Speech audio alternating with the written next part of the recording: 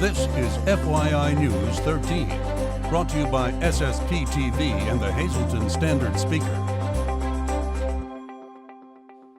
For your information, we'll talk with Weatherly's mayor about a project to save a historical building in the borough. Good evening and thank you for joining us at FYI, your place for 24 hours of your hometown news and information. I'm Ken Kara and these are your headlines from FYI and the Hazleton Standard Speaker. Former Hazel Township Solicitor Charles Pedri has been hired by the City of Hazleton to oversee the day-to-day operations in the city's code department. Pedri was sentenced to 4 years probation in October after he pled guilty to a felony count of theft. Mayor Jeff Cassatt says that since Pedri was hired for a supervisor post, council approval was not needed. Pedri will receive a $36,000 salary. The mayor says that he has over 30 years experience in the legal field that relates to code and zoning and is a licensed building code official. Efforts continue to preserve a 115-year-old landmark in the borough of Weatherly. Lisa Sugart has the latest. I'm pleased to welcome back to our studios Mayor Tom Connors from the borough of Weatherly. And Mayor, the last time that you were here, you were talking about hoping that the old Weatherly School, the Schwab School, could be saved. And you're here now telling us that things have not only gone in the right direction, but you are really on a roll, and that building will soon be taken over by Weatherly Borough. It will. I'm pretty excited about it.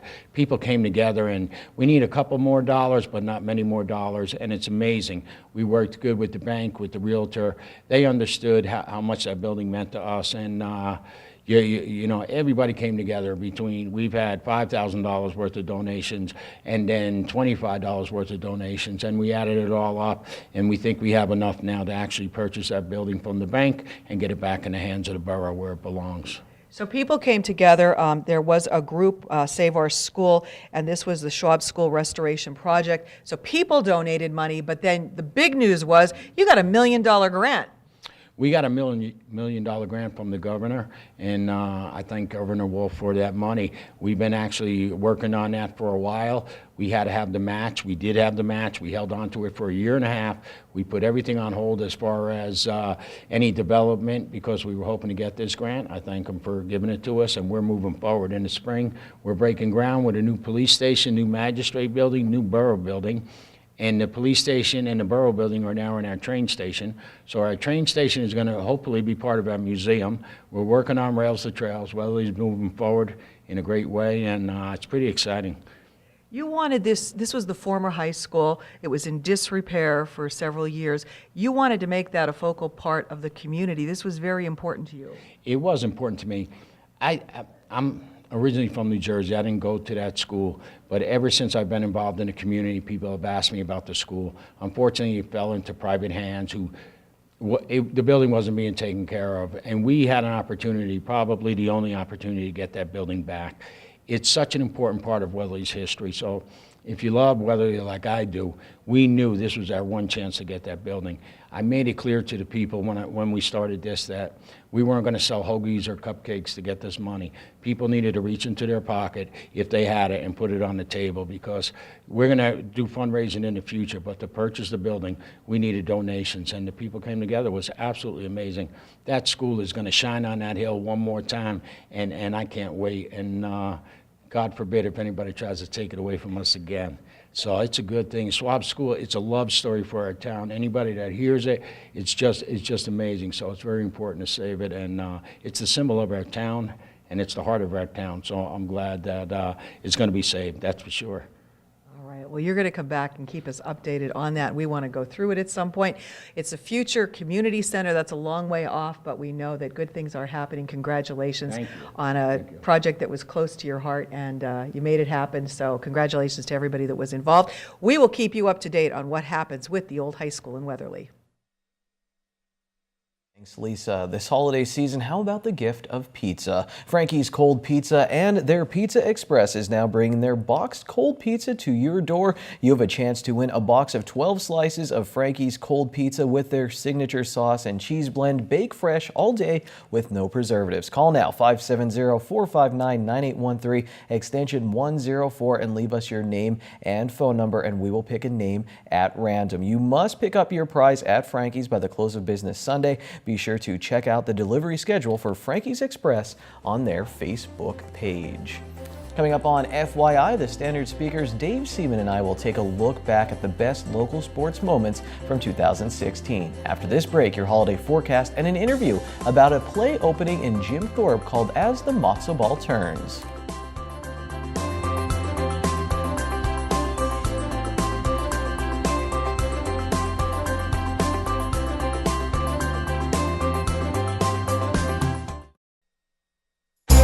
This is FYI News 13, brought to you by SSPTV and the Hazleton Standard Speaker. Well, Christmas is this Sunday, so we thought it would be only appropriate to talk about Christmas as part of our weekly history segment with Charles McElwee. He is a member of the Board of Directors for the Greater Hazleton Historical Society and Museum. He wanted to take us back in time to the days of World War II and what Christmas was like in Hazleton back then. Yeah, so I came across an old newspaper, a Plain Speaker edition from Christmas Eve in 1942. There was no Christmas edition, so the Plain Speaker didn't run an edition on Christmas Day, but it was really telling to see what the world was like that day and obviously how World War II was impacting Hazleton, obviously impacting everywhere. We were, as a country, a year into the war, and it was obviously impacting families in the city. So I'm going to read an excerpt from the Plain Speaker that day, what the reporter wrote. There will be vacant chairs in many Pennsylvania homes. Men and boys are in the Army, the Navy, the Marines, the Coast Guard, the Merchant Marines. Husbands and fathers, yes, and wives and mothers have left their homes for war jobs in other cities. The traditional family gathering will be missing or curtailed too, with transportation facilities unable to accommodate all who wish to travel. Shortages and rationing will be felt in many ways. Many an item of food that formerly adorned the festive table will be missing. Metal and rubber toys will be replaced by cardboard and plastic playthings under the Christmas tree. The gallows Christmas displays of ornamental lighting will be missing from the scene in most Pennsylvania municipalities, including Hazleton, and because electricity must be conserved. So that gives you an idea of what the city was like on that. Obviously didn't have the excitement of other Christmases because the country was at war. Really makes you think because we take so much for granted right now. We do. I mean, you always have to have perspective now when you look at the world, what's going on, whether it's politically or geopolitically, and always place some historical clarity, look to the past to see what was going on. And in spite of the troubles during that Christmas, there was still some frivolity. That same paper reported a big party at the Nutty Pines. All the waiters and waitresses got a big Christmas bonus. And Most Precious Blood Church had a very solemn mass, over 100 people sang in the choir, and it was broadcast over WAZL. So, and the department stores continued to operate. People tried to go their normal pace in spite of what was going on. So it does provide some clarity for today. How big of an impact do you think that had on the way we still celebrate today and the people that are here today? Well, I think you obviously preserve many of the cultural traditions that it may have existed back during World War II, whether it's the Feast of the Seven Fishes if you're an Italian family and you happen to be going to MPP again on this Christmas Eve, just like your parents or grandparents did in 1942. So it's really, in a place like Hazleton, what makes it so special is the number of different traditions that we see among the ethnic groups and how it is expressed through various Christmas traditions. Very well said. Well, I'd like to take this opportunity to wish you a very Merry Christmas and all our viewers who know and tell us that they love the segments that you do. So keep bringing us this wonderful look back into the years gone by here in the Hazleton area. Thanks, Lisa. Merry Christmas. Time now for FYI News 13 weather. There's lots of stars in downtown Hazleton. Janine Mazurkevich, Lisa Sugart, Sam Lassant Sr., and these three right here look at some gray skies in downtown Hazleton this afternoon. Here's our local forecast from the National Weather Service. Tonight will be mostly cloudy and our low will be in the mid-20s. Friday is mostly sunny, high in the upper 30s, and then Friday night we have a 40% chance of snow and freezing rain, mainly after 4 a.m. Our low will be 32 degrees and new snow accumulation of less than a half inch possible. There's a hazardous weather outlook for Saturday morning. A Clipper system may bring a wintry mix through the region early Saturday morning, and that may include a brief light ice accumulation. 50% chance of rain, showers, snow, and freezing rain that day. High of 39. At night, we'll get down to 28 degrees on Christmas Day. We're up to 37 degrees, mostly sunny skies. At night, a low of 29 with mostly cloudy skies. On Monday, 40% chance of showers, mostly cloudy. High in the mid-40s though, and then at night, 40% chance of rain showers before 3 a.m., low of 35 degrees. A musical with Dreams of Broadway will debut in Jim Thorpe next month. I sat down with the show's director, producer, Gene Duffy, and musical arranger, Danny DeMelfi. Gene, let's talk about the project. You compared it to, I watched the video online, you said it's kind of the Book of Mormon goes to Hollywood. Why did you make that comparison there? Well, in the Book of Mormon, they kind of goof on the Mormon religion, and this show kind of goofs on Hollywood a little bit. And I also say it's with a dash of George Orwell's 1984 and The Wizard of Oz sprinkled in. We actually have a drag queen, Dorothy, in the show too, so it's kind of a wild mix of a lot of things. But it's hopefully a comedy and one that takes a look inside Hollywood. And from what I saw from the storyline, it pretty much follows someone, an actor going out there working as a waiter in Hollywood, kind of disillusionment with Hollywood. Am I along the lines there? Absolutely. It's a story of an aspiring actor turned waiter, and this person encounters the very same people he's trying to be like, and in the process of trying to make his way to fame and fortune, learns a lot and learns kind of gets an inside look as to how the industry really operates from his point of view, and it provides a kind of a look in general as, there were a lot of changes that came about in that 10 years while I was out there in society, and it kind of, all these things are happening. So it incorporates a lot of things I think people really relate.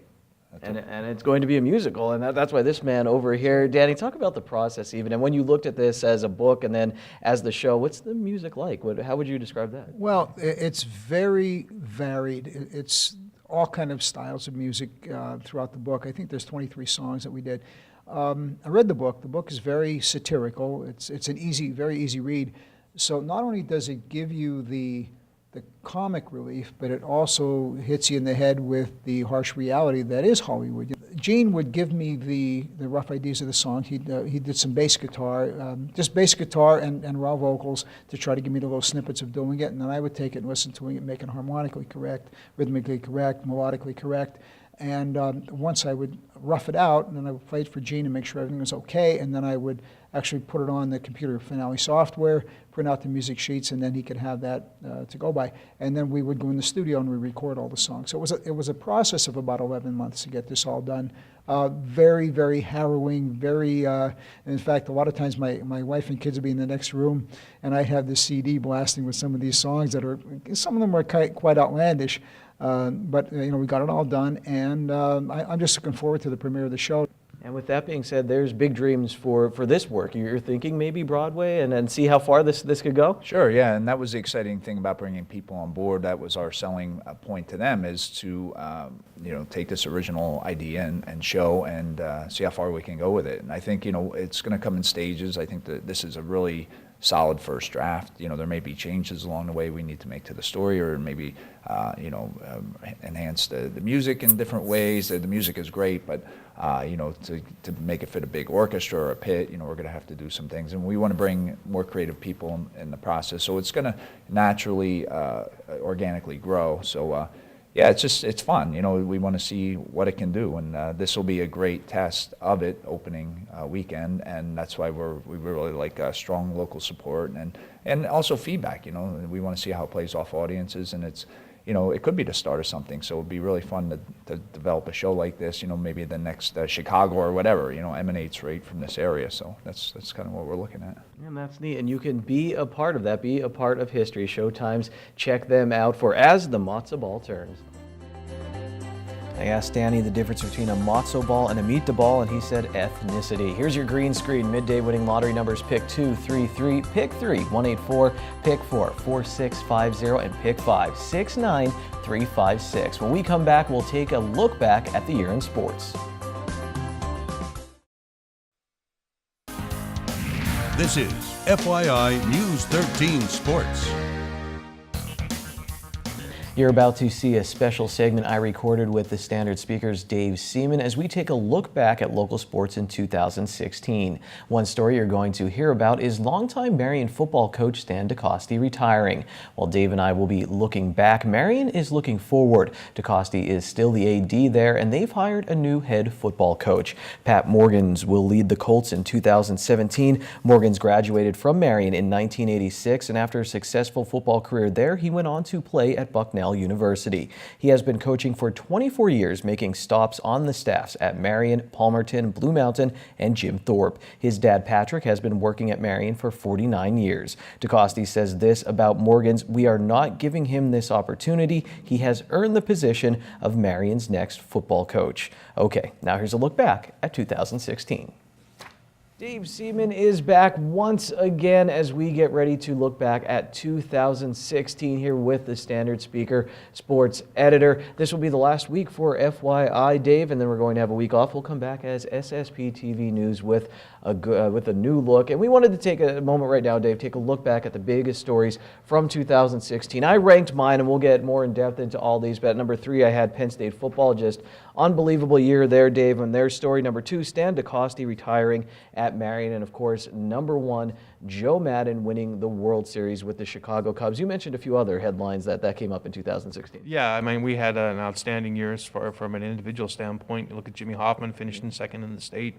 Marion girls volleyball team runner-up, finished again in the States too. Kayla Merkel came so close to winning the state javelin championship this year.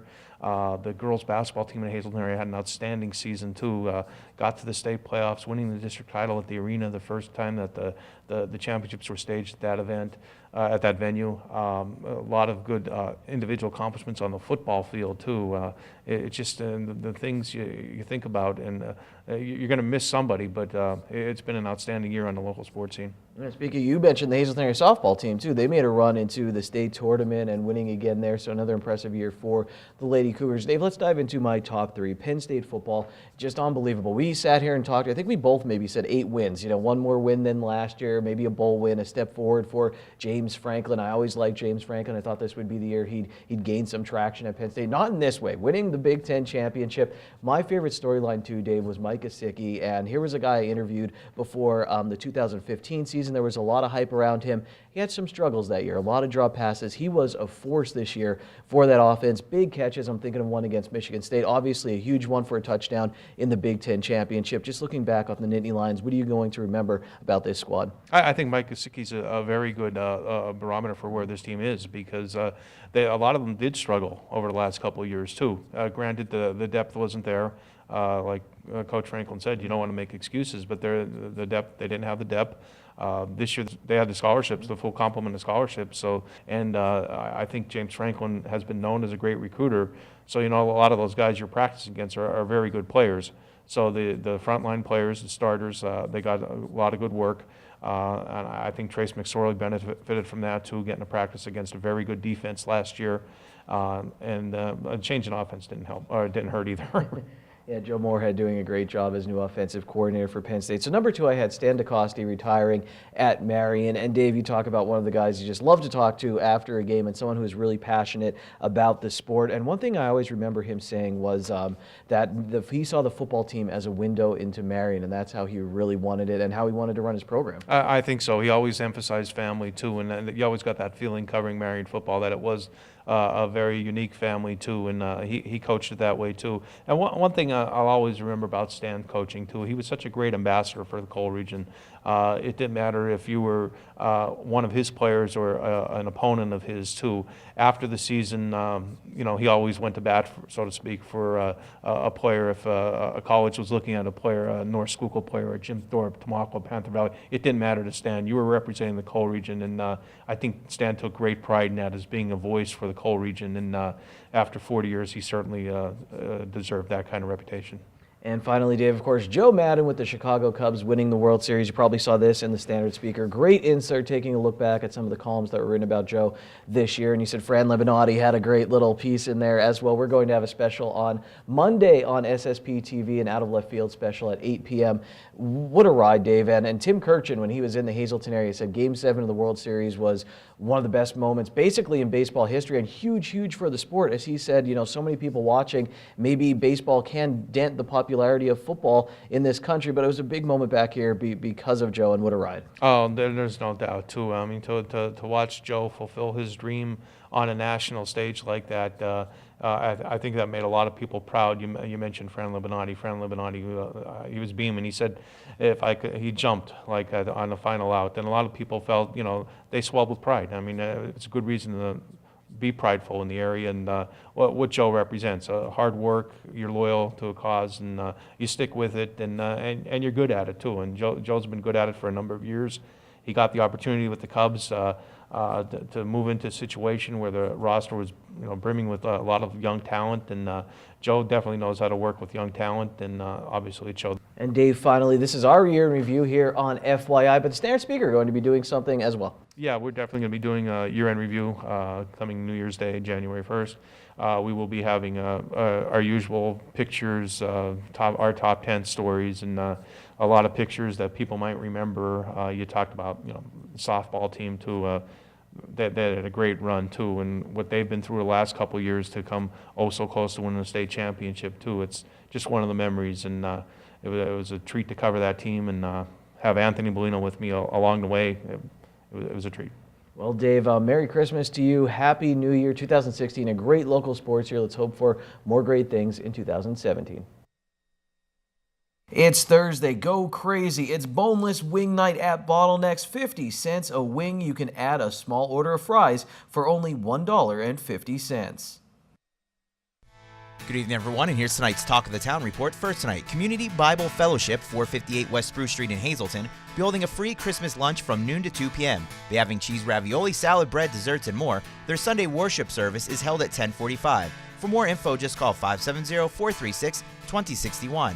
Our next announcement, the Tamaqua Community Arts Center, 125 Pine Street, building a January artist meet and greet on Thursday, January 5th. The event will feature Tamaqua resident Suzanne Dalton and is free and open to the public. It will be held from 6:30 to 8:30, and light refreshments will be served. Suzanne is a watercolor artist, and her work will be on display until January 27th. For info, just call 570-668-1192.